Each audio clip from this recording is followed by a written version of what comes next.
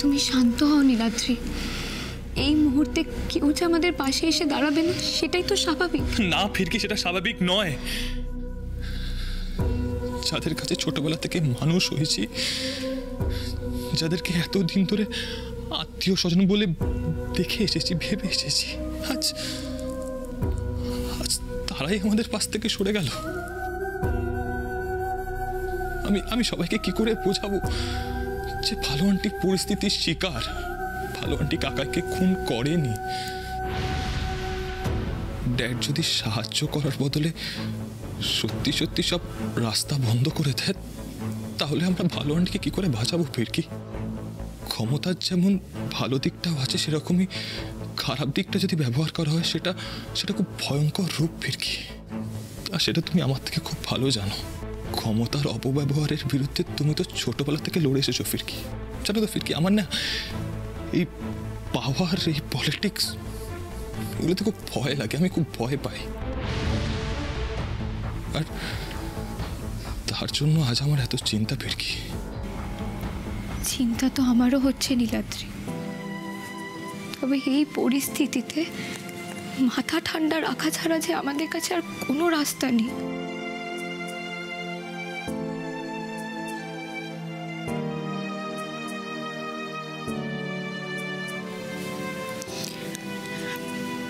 এই লড়াইয়ে তোমাদের সাথে কাঁধে কাঁধ মিলিয়ে আমি হয়তো লড়াই করতে পারছি না, কিন্তু ফিরকি আমি তোমাদের পাশে আছি।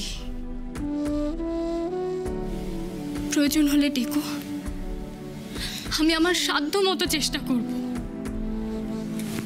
মধুজা, তুমি যে এই কথাটা বলেছ এটাই আমার কাছে অনেক বড় ব্যাপার।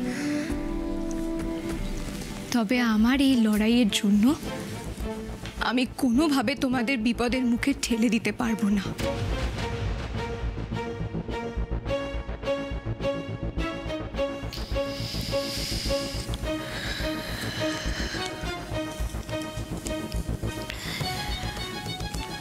আমি জানি তোদের সামনে খুব কঠিন একটা সময়।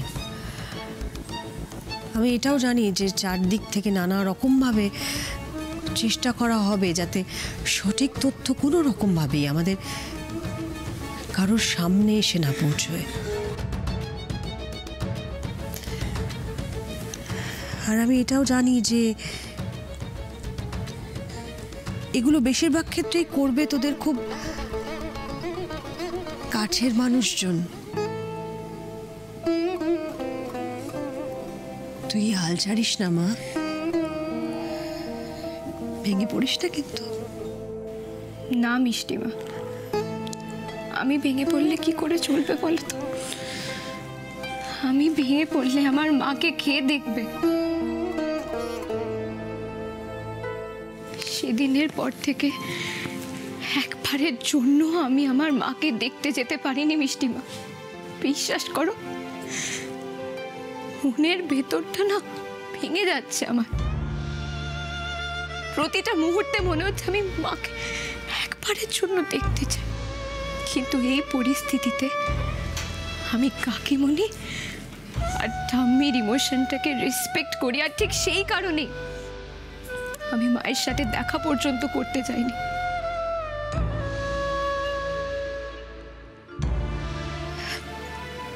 কিন্তু আমি জানি মিষ্টিমা, আমার মা তার ফিরকির পথে বসে রয়েছে, মনে মনে তার ফিরকির উপরে ভরসা করে। মায়ের চোখের জল যে আমাকেই বোঝাতে হবে মিষ্টিমা।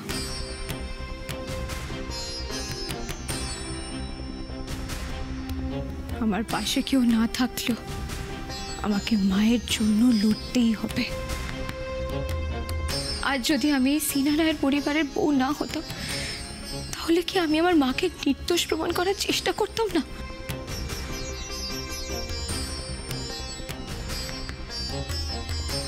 নিশ্চয়ই করতিস, সেটাই তো করতে হবে।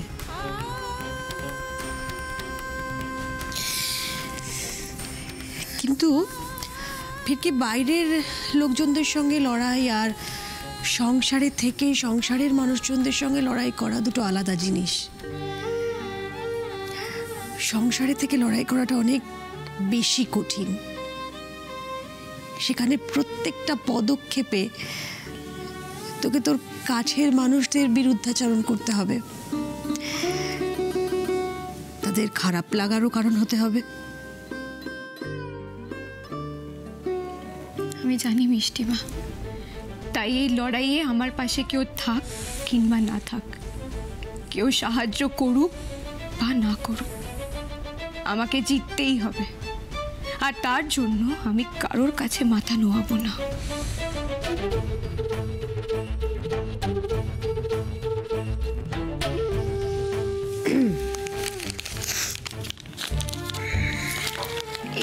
এটা কি মিষ্টিমা?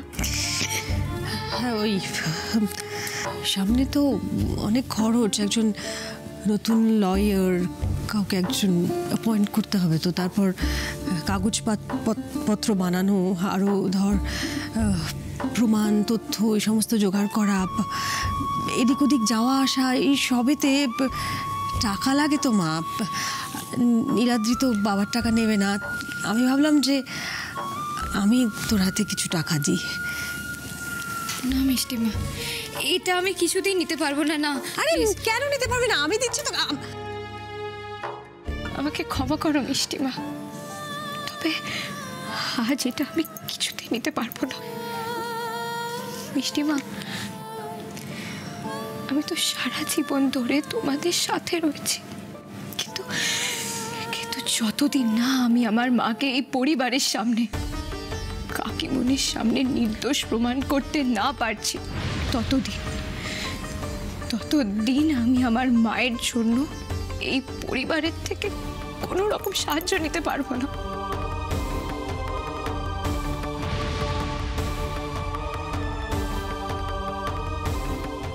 এই লড়াই তো শুধু আমার মাকে নির্দোষ প্রমাণ করার জন্য নয়, এ আমার আত্মসম্মানের লড়াই।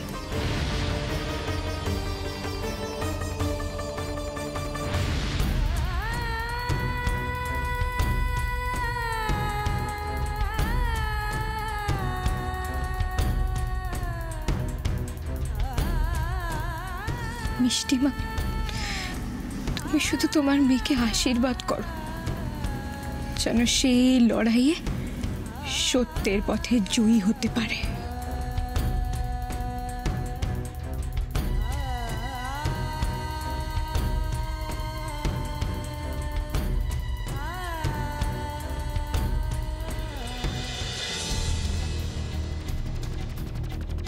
তোমার কি মনে হয় বলো তো রোমা, সত্যি কি লক্ষ্মী রুদ্রকে খুন করেছে?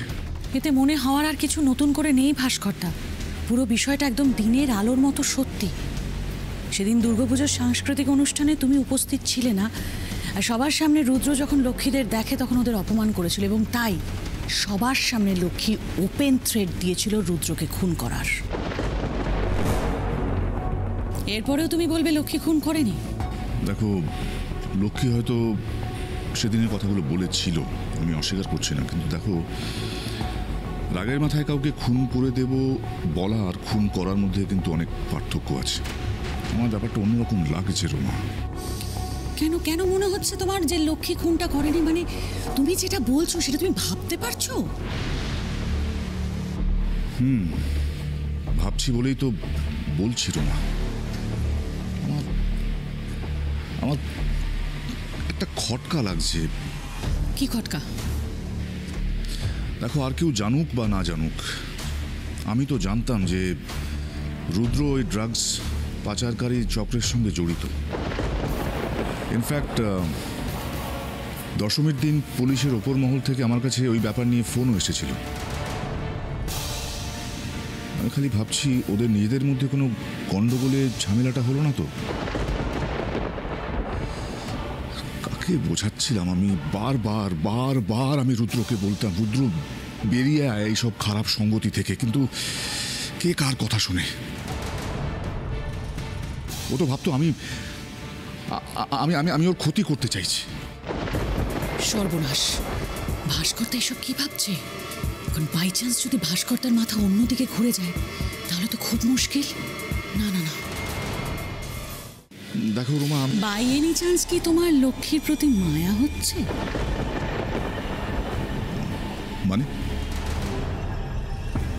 মানেটা খুব জলের মতো পরিষ্কার ভাস্করদা। তুমি বলছো যে লক্ষ্মী খুন করেনি। I am sorry to say, আমি এটা মানতেই পারছি না।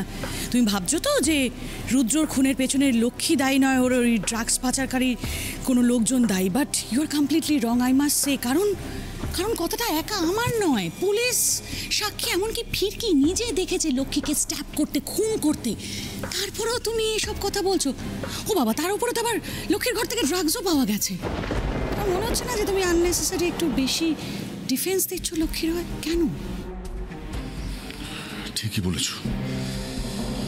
বলেছো, একটু বেশি উদারতা দেখাচ্ছিলাম আমি, যেটা লক্ষ্মীর একেবারে ডিজার্ভ করে না। আমি আমার এতদিনের এত কষ্টের অর্জন করা সমস্ত ক্ষমতা, সমস্ত অর্থ লাগিয়ে দেব, লক্ষ্মীকে চরম শাস্তিটা পেতেই হবে।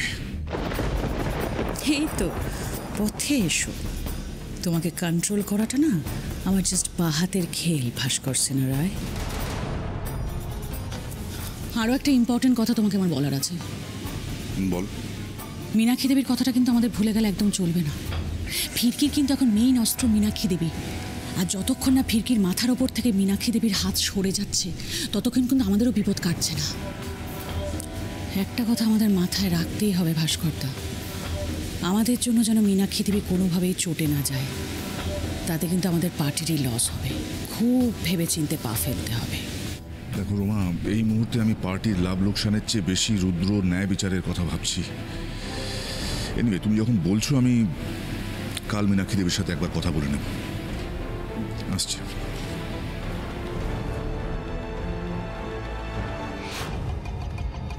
আর কালকের পর যাতে এই কেস নিয়ে আর বেশি খাটতে না হয় আমি সেটা দেখে নেব। এমনিতেই লক্ষ্মীর মনোবল আমি ভেঙে দিয়েছি। আর এবার শুধু কাল কোর্টে লক্ষ্মীর তরফ থেকে যাতে কেউ না পৌঁছতে পারে তার বন্দোবস্ত করব, ব্যাস।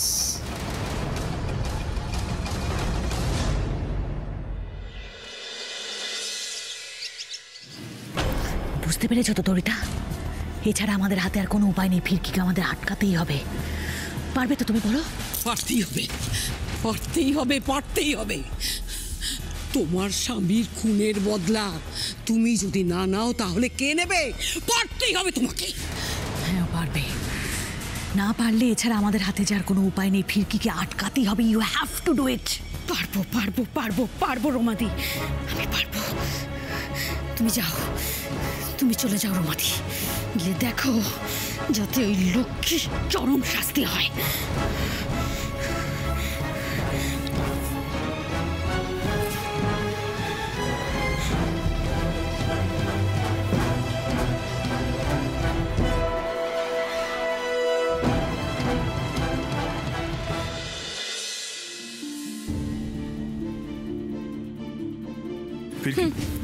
ফাইলটা নাও। হে বাবা, এদিক ওদিক ভাবতে গিয়ে একদম ভুলে গেছি। আচ্ছা তুমি দাঁড়াও, আমি এক্ষুনি। কি হলো গো? হ্যাঁ, আরে এই ছোট বৌমা, এক্ষুনি তো কথা বলছিলে। আরে দেখো দেখিনি। আরে কি কষ্ট হচ্ছে আমার। তুমি তো এক্ষুনি কথা বলছিলে আমার সঙ্গে। কি হয়েছে? কি রে বাবা, এক্ষুনি কথা বলছো কেন? আমি কি হয়েছে? আরে সরিতা, কি শ্বাস ভালো করে একটা মুখ খুলে নিঃশ্বাস নে, একটু ভালো করে নিঃশ্বাস নে। ও মাগো, আমার ছোট বউটার সঙ্গে আমার ছোট বৌমারও বোধহয় কিছু হয়ে গেল। ওকে হাসপাতালে নিয়ে যাওয়ার ব্যবস্থা করো। মা, আপনি একটু থামবেন। অলক্ষণে কথাগুলো প্লিজ একটু বলা বন্ধ করুন। আর কি লক্ষণ আর অলক্ষণে রইল গো, বাকিটা কি রইল? আচ্ছা শোনো না, আমি ডক্টর আঙ্কেলকে ফোন করি। হ্যাঁ, একটু তাড়াতাড়ি কর। ঠিক আছে, একটু ফ্যানের স্পিডটা বাড়িয়ে দাও, একটু জল নিয়ে এসো। একটু বড় করে নিঃশ্বাস নেওয়ার চেষ্টা করো না। ডক্টর আঙ্কেল তো নেই এখানে, বাইরে গেছে, কিছুক্ষণ পরে ফিরবে। সর্বনাশ হয়ে গেল, এবার কি হবে?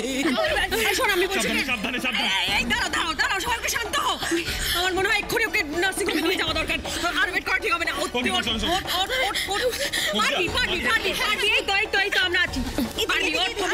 আমি যাবো না না না না আপনাকে ধর না।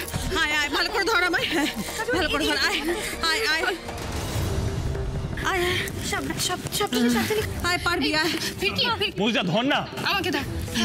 কাকিমণি এসো এসো এসো। ও পিঙ্কি শোনো, তুমি কিন্তু লেট করো না, ঠিক সময়ের মধ্যে কিন্তু কোর্টে পৌঁছে যাও, ঠিক আছে? মিরাদি তোমাকে আমাকে নিয়ে চিন্তা করতে হবে না, তুমি সাবধানে আর যাও। মনে করে ফাইলটা নিও, ওকে? আসছি আমি। মা মা আমি গাড়িটা বের করছি, হ্যাঁ?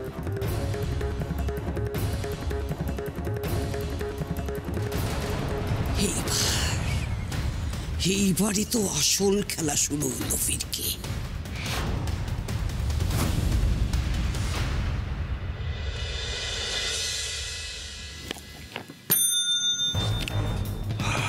Yes sir. লক্ষ্মীকে বের করো, কোর্টে নিয়ে যেতে হবে তো। Okay sir.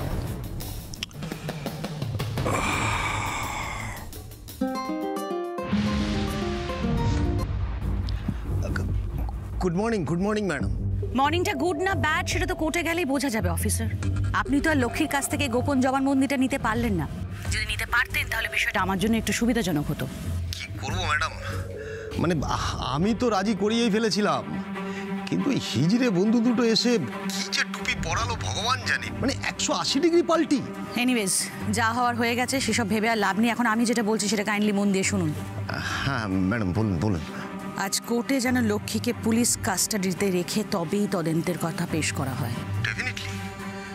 ডেফিনেটলি ম্যাডাম, আমরা সেই অ্যাপ্লাই করে দিয়েছি। Very good. মনে রাখবেন ওকে এখন কিছুতেই জুডিশিয়াল কাস্টাডিতে পাঠানো যাবে না, তাহলে কিন্তু খেলা আমাদের হাত থেকে বেরিয়ে যাবে। না না না না ম্যাডাম, তার কোনো চান্সই নেই। আজ যদি লক্ষ্মী কোর্টে কোনো বেগরবাই করে তাহলে পুলিশ কাস্টাডিতে নিয়ে এসে এমন সেবা করব যে ও পাপ পাপ বলে তোর স্বীকার করবে। হ্যাঁ সেরকমই একটা কিছু করুন অফিসার। বিষয়টা ভীষণ ঠান্ডা হয়ে গেছে, ইউনো, ওই নেতানো বিস্কিটের মতো। আমার আবার এত ঠান্ডা ব্যাপার স্যাপার ভালো লাগে না।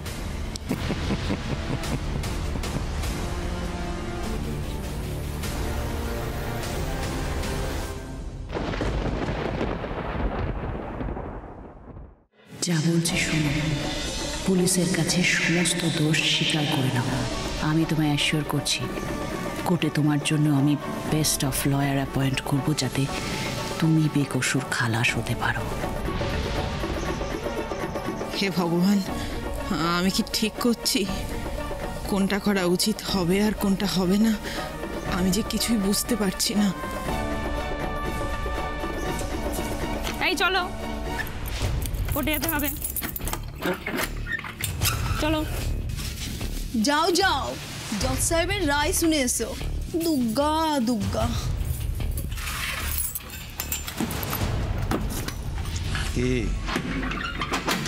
কি ঠিক করলে? এখনো সময় আছে, যা বলছি শোনো, নাহলে এমন চার্জশিট তৈরি করবো না সারাটা জীবন গরাদের ভিতরেই কেটে যাবে।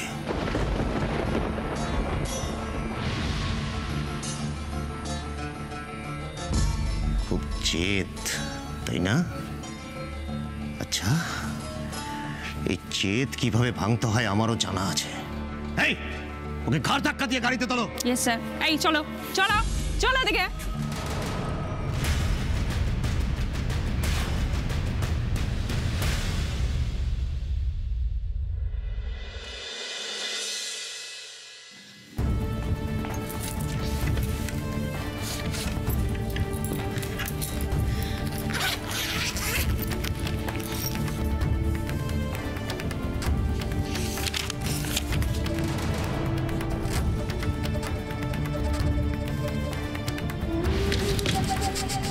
হে ঈশ্বর, তুমি দেখো আমি যেন মাকে নির্দোষ প্রমাণ করতে পারি, সবটা যেন ভালোই ভালোই মিটে যায়।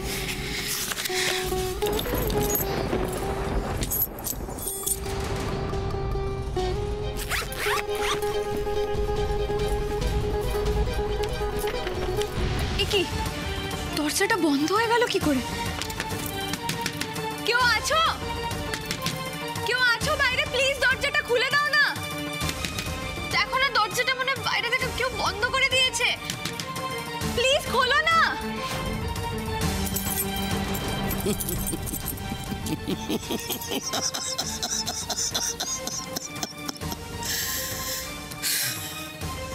এই দরজা আজকে আর খুলবে না ফিরকি। আমিও দেখবো তুমি কি করে তোমার মাকে বাঁচাতে কোর্টে যাও। খোলো না দরজাটা। ঠাম্মি, ললিতা মাসি, কেউ আছো তোমরা? প্লিজ প্লিজ দরজাটা খোলো, আমার দেরি হয়ে যাচ্ছে তো। ঠাম্মি, দরজাটা তো আর এমনি এমনি বন্ধ হয়ে যেতে পারে না। তবে কি কেউ ইচ্ছে করে দরজাটা বন্ধ করে দিল?